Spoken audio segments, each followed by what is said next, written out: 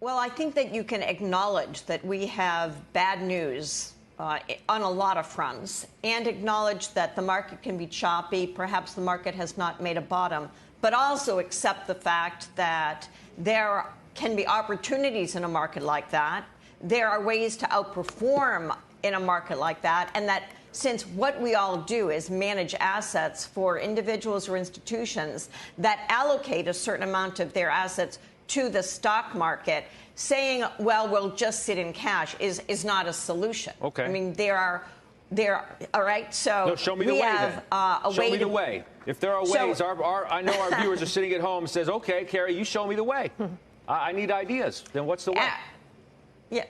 So one can be defensive, but also take into account opportunities that are out there. So on the defensive front, if you have owned consumer staples and energy, those have been great stocks. That doesn't mean they're going to continue to be great stocks. You can also now own some stocks that are growth stocks, whether it's owning, Autodesk or owning PayPal or owning Waste Connection. These are companies that will continue to earn, are not trading at high multiples because the market has taken them down already, and combine them in a portfolio with other sectors that have more defensive characteristics.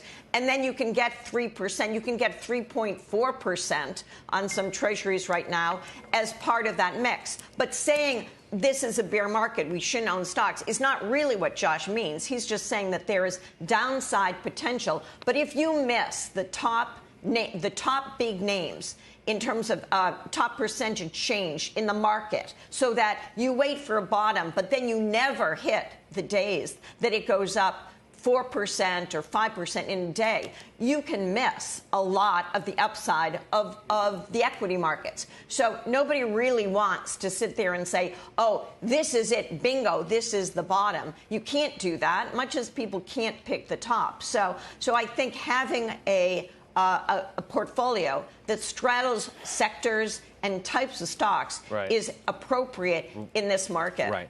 So, Joe, is tech the way? Is growth the way to play this market? I'm wondering, whatever happened to the Qs buy that you had been circling like a shark, waiting for the moment to pounce, and it never happened?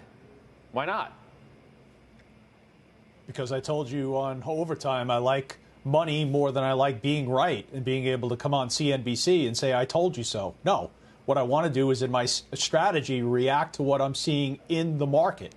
And I think that is what ultimately makes someone a good investor and makes someone a good trader.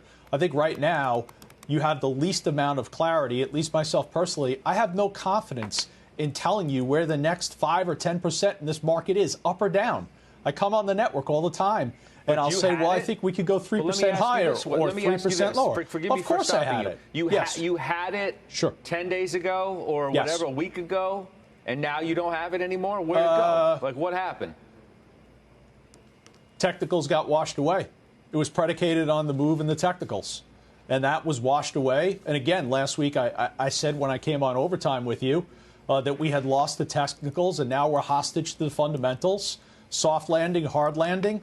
You only know the answer to that through the course of time. So back to your original question, what do you own? I think, look, all the viewers know what I own. All the viewers know in terms of money management what Josh, Steph, and Carrie are advocating for. Scott, everyone comes on and says you want to own quality. Okay, you know what's really important? Here's what you don't want to own.